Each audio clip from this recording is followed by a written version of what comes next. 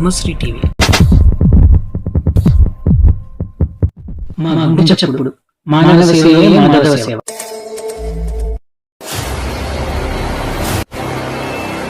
Updates కోసం మా channel ని సబ్స్క్రైబ్ చేయండి. ప్రపంచాన్ని అమెరికా శాసించడం, చాలా దేశాల మీద పెత్తనం చెలాయించడం చైనాకు ముందు నుంచి నచ్చదు. రష్యాకు కూడా అమెరికా అంటే పడదు. సింపుల్గా చెప్పాలి అంటే ఇప్పుడున్న పరిస్థితుల్లో రష్యా చైనాలో ఉమ్మడి ప్రత్యర్థి అమెరికా. గ్లోబ్లో దాని పవర్ తగ్గించి తాము సూపర్ పవర్గా ఎదగాలి అనేదే ఈ రెండు దేశాల ప్రయత్నం. పై పట్టు కోసం రష్యా చైనా ప్లాన్. ఆధిపత్య పోరులో కీలకంగా మారిన వ్యాక్సిన్. అగ్రదేశాలకు సవాల్ విసురుతున్న రష్యా చైనా. ఇప్పుడు రష్యా చైనా ముందున్న టార్గెట్ ఒక్కటే. పేద దేశాలు, అభివృద్ధి చెందుతున్న దేశాలను వెస్టర్న్ కంట్రీస్ కంటే ముందే వ్యాక్సినేట్ చేయాలని రష్యా చైనా టార్గెట్ గా పెట్టుకున్నాయి. ఈ ఒక్క ఇష్యూ ఆ రెండు దేశాలను గతంలో ఎన్నడూ లేనంత దగ్గరకు చేర్చాయి.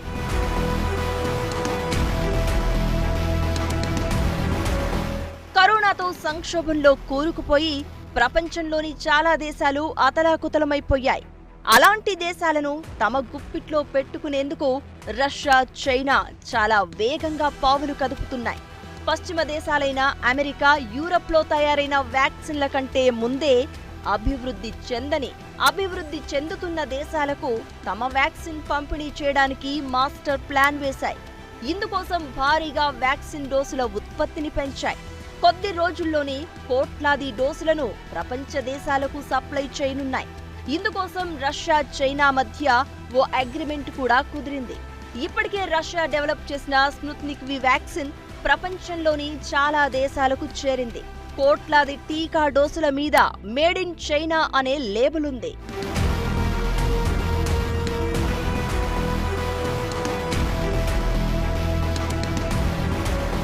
ప్రపంచంలోని వివిధ దేశాలకు సరఫరా చేసేందుకు 26 కోట్ల స్పుత్నిక్ వి వ్యాక్సిన్ డోసులు ఉత్పత్తి చేయడమే టార్గెట్ గా పెట్టుకున్నాయి రష్యా చైనా.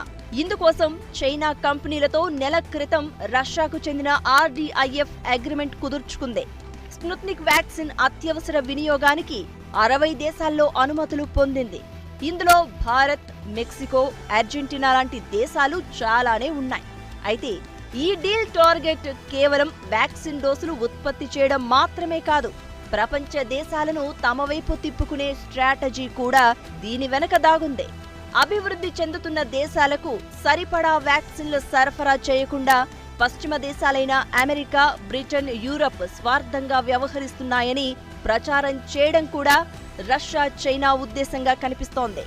గ్లోబ్లో అగ్రదేశాలుగా చెలామణి అవుతున్న దేశాలకు వ్యతిరేకతను మూటగట్టి అన్ని దేశాలను తమ వైపు తిప్పుకునేందుకు ఈ రెండు దేశాలు ప్రయత్నిస్తున్నాయన్న అభిప్రాయాలు వ్యక్తమవుతున్నాయి.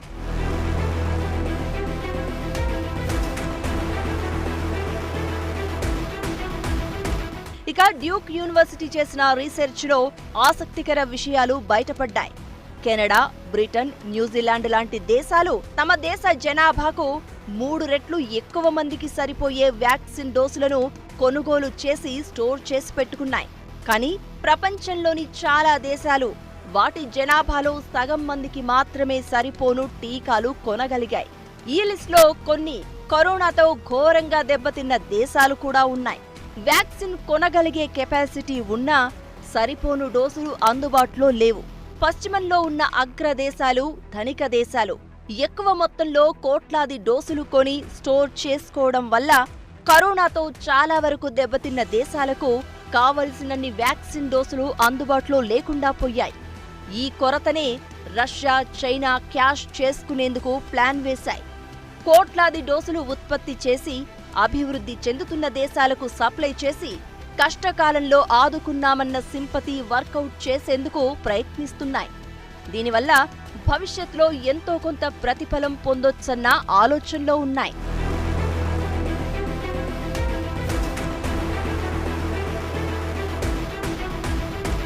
ప్రపంచం మొత్తాన్ని కరోనా మహమ్మారి పట్టి పీడిస్తున్న టైంలో రష్యా, చైనా తమ భౌగోళిక, రాజకీయ లాభాల కోసం చాలా రోజుల నుంచి వెయిట్ చేస్తున్నాయి. ఇందుకు సరైన అవకాశం ఎప్పుడెప్పుడు దొరుకుతుందా అని చూశాయి. ఇప్పుడు ఆ టైం వచ్చేసింది. రెండు దేశాలు ఒక్కటైపోయాయి. అభివృద్ధి చెందుతున్న దేశాలకు పశ్చిమ దేశాలు వ్యాక్సిన్ పంపిణీని పరిమితం చేస్తున్నాయని, టీకాల సప్లై విషయంలో స్వార్థపూరితంగా వ్యవహరిస్తున్నాయని ఎత్తిచూపుతున్నాయి. మహమ్మారిని ఎదుర్కొనే సమయంలో వ్యాక్సినే గేమ్ చేంజర్. ఇప్పుడు దానితోనే రష్యా, చైనా గేమ్ మొదలుపెట్టాయి. ఈ ఇష్యూని బాగా వాడుకుంటున్నాయి. వ్యాక్సిన్ కొరతతో నెలకొన్న పరిస్థితులను బీజింగ్, మాస్కో తమకు అనుకూలంగా మార్చేసుకున్నాయి.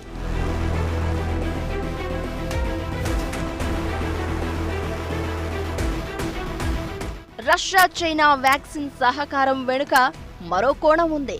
ఇటీవలి కాలంలోనే రష్యాకు చెందిన కొన్ని టీమ్స్ అమెరికాకు చెందిన ఫైజర్ వ్యాక్సిన్, బ్రిటన్కు చెందిన ఆస్ట్రాజెనికా టీకాలపై ఉన్న విశ్వాసాన్ని దెబ్బతీసేందుకు ప్రయత్నాలు చేశాయి.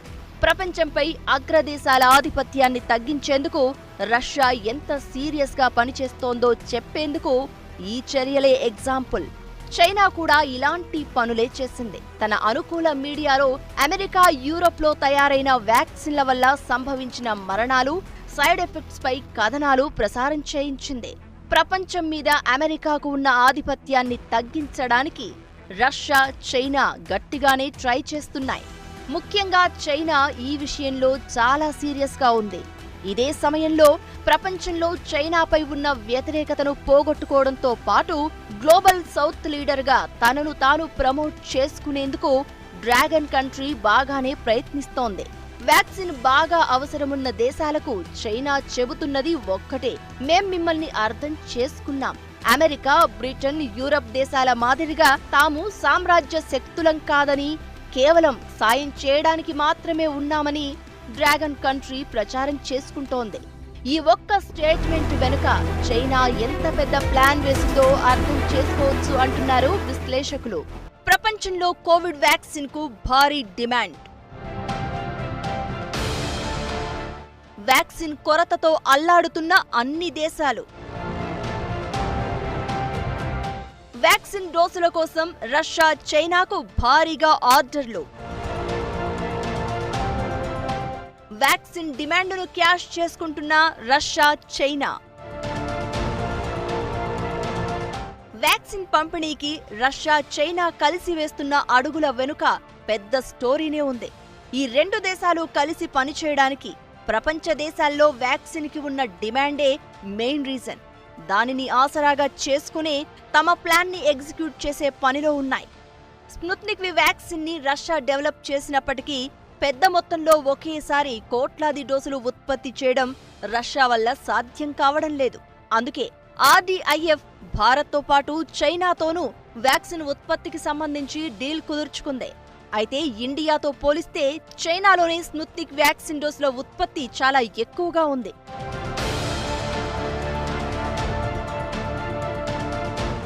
ప్రపంచంలో కరోనాకు వ్యాక్సిన్ డెవలప్ చేసిన తొలి దేశం రష్యా.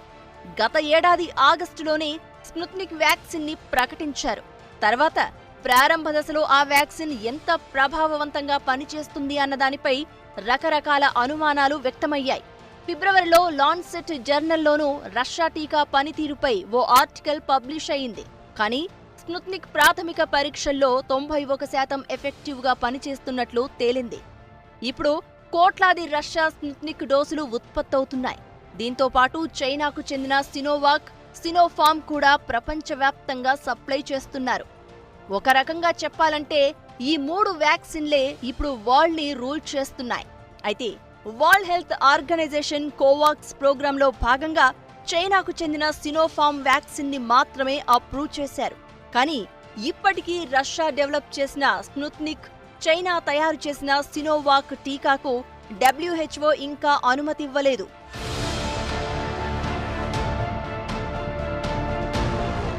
చైనా, రష్యా, అమెరికా ప్రభావం ఎక్కువగా ఉన్న దేశాలపైన ఫోకస్ పెట్టాయి. వాటి వ్యాక్సిన్ అవసరాలను, కొరతను తీర్చే పనిలో పడ్డాయి. దీని ద్వారా ఆ దేశాలపై అమెరికా ఆధిపత్యాన్ని కొంతైనా తగ్గించొచ్చని ప్లాన్ వేశాయి. ఇందుకు లాటిన్ అమెరికానే బిగ్ ఎగ్జాంపుల్. ఇక్కడున్న దేశాలపై సహజంగానే అమెరికా ప్రభావం చాలా ఎక్కువగా ఉంటుంది.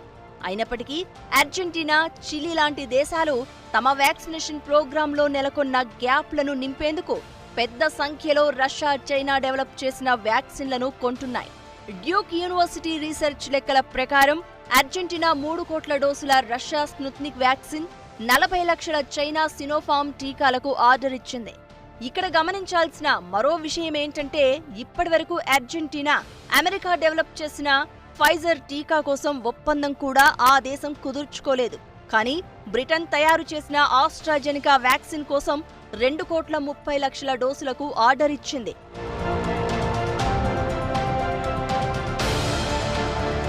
ఇదిలా ఉంటే సౌత్ ఈస్ట్ ఏషియాలో అమెరికాకు దీర్ఘకాల మిత్రదేశమైన ఇండోనేషియా కూడా వ్యాక్సిన్ డోసుల విషయంలో ఇప్పుడు చైనా వైపు టర్న్ తీసుకుంది. డ్రాగన్ తయారు చేసిన సినోవాక్ వ్యాక్సిన్ల కోసం ఇండోనేషియా ఆర్డర్ చేసింది.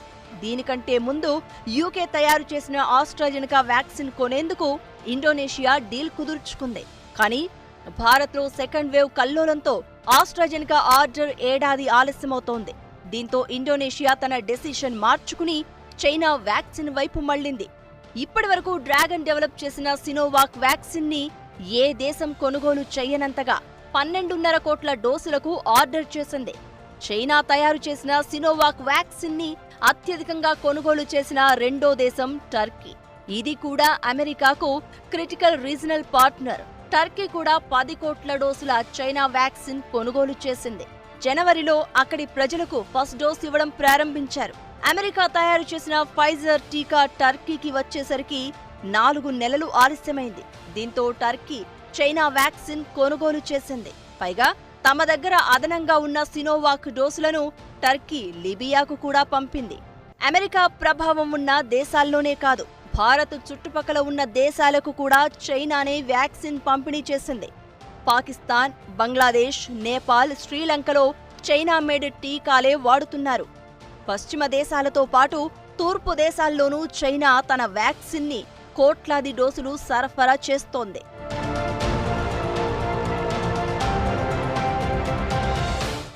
రష్యాకు చెందిన ఆర్డీఐఎఫ్ ఫిబ్రవరిలో తమకు ప్రపంచవ్యాప్తంగా 250 కోట్ల స్పుత్నిక్ వి వ్యాక్సిన్ డోసుల కోసం ఆర్డర్ వచ్చిందని తెలిపింది.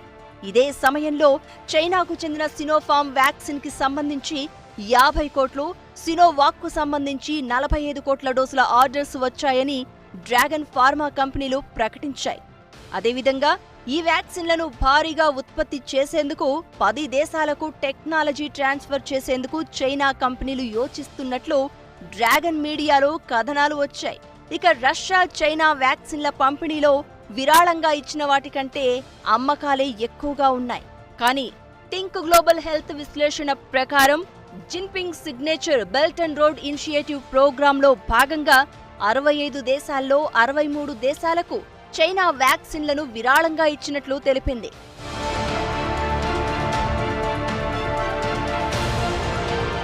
చైనా ఇప్పుడు తన సొంత వ్యాక్సిన్లను ఉత్పత్తి చేయడమే కాదు, వ్యాక్సిన్ల ఉత్పత్తి విషయంలో రష్యాకు సాయం కూడా చేస్తోంది. దీనికి సంబంధించి ఏప్రిల్లో 3 చైనా ఫార్మా కంపెనీల్లో రష్యాకు చెందిన ఆర్డీఐఎఫ్ 26 కోట్ల డోసులు ఉత్పత్తి చేసేలా అగ్రిమెంట్ కుదుర్చుకుంది. చైనాకు చెందిన సినోఫార్మ్ కూడా ఏడాదికి 300 కోట్ల డోసుల వ్యాక్సిన్ తయారు చేసేందుకు ప్రణాళికలు సిద్ధం చేసినట్లు మార్చిలో ప్రకటించింది. సినోవాక్ కూడా 200 కోట్ల డోసుల వ్యాక్సిన్లు తయారు చేసేందుకు సిద్ధమని చెప్పింది. ప్రపంచ దేశాల్లో ఉన్న వ్యాక్సిన్ డిమాండ్ను తీర్చి గ్లోబ్లో తమ పేరు మార్మోగేలా చేసుకోవడమే ఇప్పుడు ఈ 2 దేశాల ముందున్న టార్గెట్. అందుకే వ్యాక్సిన్ ఉత్పత్తిని పెంచుతున్నాయి, అవసరమైన దేశాలకు వెంటనే సప్లై చేస్తున్నాయి. దీనివల్ల భవిష్యత్తులో ప్రపంచంపై తమ ఇంపాక్ట్ ఎక్కువగా ఉంటుందని ప్లాన్ చేశాయి. రష్యా, చైనా ఆసియాలో 2 పెద్ద దేశాలు. రెండింటికి సుదీర్ఘమైన కమ్యూనిస్టు పాలన చరిత్ర ఉంది. గత శతాబ్దంలో 2 దేశాల మధ్య రాక్ సాలిడ్ బంధం ఉండేది. కానీ బార్డర్ క్లాషెస్, రాజకీయపరమైన సమస్యలతో పాటు Russian leader Joseph Stalin, China నాయకుడు మావో జెడాంగ్ మధ్య ఉన్న అభిప్రాయ భేదాలతో కొన్నేళ్ల పాటు దూరం కొనసాగింది. కానీ గత కొన్నేళ్లుగా China president Xi Jinping, Russia అధ్యక్షుడు వ్లాదిమిర్ పుతిన్ పాలనలో 2 దేశాల పరస్పర భౌగోళిక రాజకీయ ప్రయోజనాలతో బంధం మళ్లీ బలపడింది. 2019లో చైనా అమెరికా మధ్య ట్రేడ్ వార్ ముదురుతున్న టైంలోనూ చైనా అధ్యక్షుడు జిన్పింగ్ పుతిన్ని తన ఉత్తమ మంచి స్నేహితుడిగా అభివర్ణించాడు. ఈ కోవిడ్ మహమ్మారి కూడా చైనా రష్యా బంధం మరింత బలోపేతం చేసింది. గత ఏడాది ఏప్రిల్లో రష్యా రాయబారి చేసిన స్టేట్మెంట్ కూడా ఇప్పుడు చర్చనీయాంశంగా మారింది. రష్యా చైనా తమ ఉమ్మడి శత్రువుతో రెండో ప్రపంచ యుద్ధంలో మాదిరిగా చేతులు కలిపి పోరాడతాయన్నారు. చైనా రాయబారి కూడా మారుతున్న ప్రపంచాన్ని, అధ్వాన్నంగా మారిన పరిస్థితులను రష్యా చైనా బంధం మారుస్తుందని చెప్పారు. అయితే రష్యా చైనా సహకారం కొందరు పశ్చిమ దేశాల నాయకులకు ఆందోళన కలిగిస్తోంది. రష్యా చైనా తమ వ్యాక్సిన్లను అభివృద్ధి చెందిన దేశాలకు పంపిణీ చేస్తూ వాటిపై ప్రభావం చూపేలా కొత్త రకమైన ప్రపంచ యుద్ధానికి ప్రణాళికలు సిద్ధం చేస్తున్నాయని ఫ్రెంచ్ ప్రెసిడెంట్ ఇమాన్యుయేల్ మాక్రాన్ అన్నారు. అయితే కొందరు విశ్లేషకులు చెబుతున్న దాని ప్రకారం రష్యా చైనా మధ్య సంబంధాలు ఎంతకాలం ఉంటాయనేది మాత్రం చెప్పలేని పరిస్థితి. కానీ జిన్పింగ్, పుతిన్ మాత్రం తమకు వ్యతిరేకంగా పెరుగుతున్న పశ్చిమ దేశాల ఆధిపత్యాన్ని తగ్గించేందుకు కలిసి నడుస్తున్నారు. మరోవైపు జో బైడెన్ నాయకత్వంలోని అమెరికా రష్యా చైనాలపై ప్రెజర్ పెంచేందుకు తన మిత్ర దేశాలను భాగస్వాములను చేసుకోవడం పట్ల ఫోకస్ పెట్టింది. ఈ విషయంలో యుఎస్ చాలా క్లియర్గా ఉంది. ఇది ఎప్పటికైనా తమకు ప్రమాదమే అని చైనా, రష్యా భావిస్తున్నాయి. అందుకే నెమ్మదిగా ఇప్పటి నుంచే పావులు కదుపుతున్నాయి. ఇప్పటికే చైనాకు చెక్ పెట్టేందుకు America, India, Japan, Australia quad పేరుతో స్క్వాడ్గా ఏర్పడ్డాయి. దీని విషయంలో ఇప్పటికే చైనాలో అలజడి మొదలైంది. డ్రాగన్ కంట్రీ చుట్టూ ఉన్న దేశాలను చైనాకు వ్యతిరేకంగా పనిచేసేలా మార్చడానికి క్వాడ్ ఏర్పాటైందని ఆ దేశ విదేశాంగ శాఖ ప్రతినిధి చెప్పారు. దీని గురించి ఇండియాకు బాగా తెలుసన్నారు. చైనాను టార్గెట్ చేయడమే లక్ష్యంగా క్వాడ్ను ఏర్పాటు చేసుకున్నారని తెగ టెన్షన్ పడుతున్నారు. అమెరికా నేతృత్వంలో ఏర్పడిన క్వాడ్ కూటమిలో చేరొద్దని బంగ్లాదేశ్ని కూడా చైనా హెచ్చరించింది. బంగ్లా గనక క్వాడ్లో చేరితే గణనీయమైన నష్టం జరుగుతుందని చెప్పింది. కానీ డ్రాగన్ కంట్రీకి ఢాకా సూపర్ కౌంటర్ ఇచ్చింది. బంగ్లాదేశ్ విదేశాంగ మంత్రి చైనా హెచ్చరికలపై స్పందించారు. తమ దేశం ఏ ఒక్కరి వైపో ఉండకుండా సమతుల్య విదేశాంగ విధానాన్ని పాటిస్తోందని, ఆ సూత్రాల ప్రకారం ఏం చెయ్యాలో తమకు తెలుసని చెప్పారు. బంగ్లాదేశ్ ఇచ్చిన ఆన్సర్తో చైనాకు దిమ్మదిరిగిపోయింది. అభివృద్ధి చెందుతున్న దేశాలకు టీకా సప్లై చేసి వ్యాక్సిన్ దౌత్యానికి పాల్పడుతున్నట్లు వచ్చిన ఆరోపణలను చైనా, రష్యా ఖండించాయి. రెండు దేశాలు మానవత్వంతో కూడిన పనిలో నిమగ్నమైనట్లు ఆ దేశ విదేశాంగ మంత్రులు చెప్పారు. సొంత ప్రయోజనాల కోసం వ్యాక్సిన్ స్టోర్ చేస్తున్న కొన్ని ప్రధాన దేశాల మాదిరిగా కాకుండా ఎక్కువ మంది ప్రజల ఇమ్యూనిటీ పెంచేందుకు తాము కృషి చేస్తున్నామని ప్రకటించారు. వీలైనంత త్వరగా ఈ ప్రపంచం కోవిడ్ మహమ్మారిపై గెలవాలన్నదే తమ ఆశ అని చెప్పారు. చైనా, రష్యా లక్ష్యం కేవలం తాము ప్రయోజనం పొందడం మాత్రమే కాదు, మొత్తం ప్రపంచానికి సాయం చెయ్యాలన్నది తమ లక్ష్యమని చెబుతున్నారు.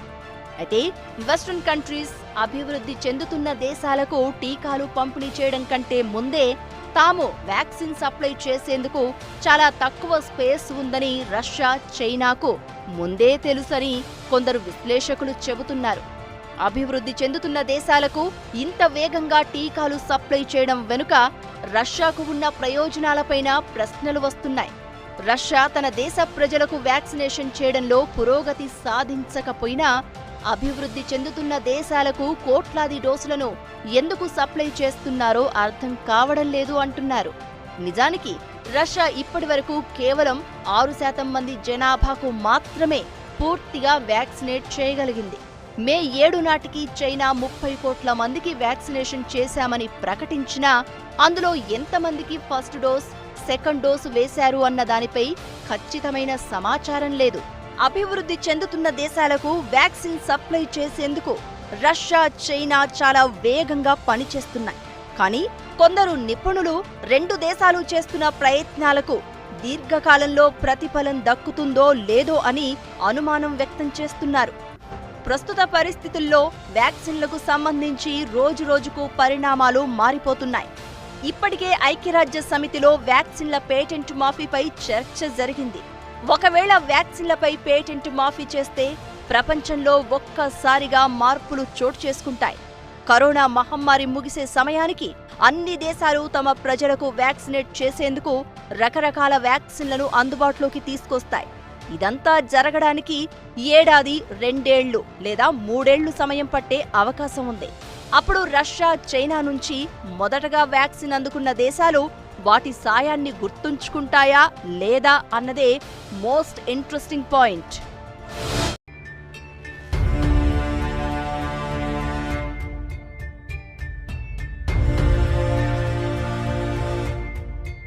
ప్రతి ఒక్కరికి షేర్ చేయండి.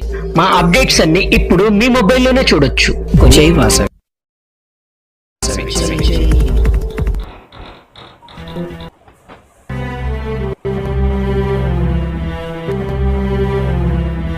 అప్డేట్ కోసం సబ్స్క్రైబ్ చేసుకొని పక్కనే ఉన్న గంట సింబల్ని నొక్కండి.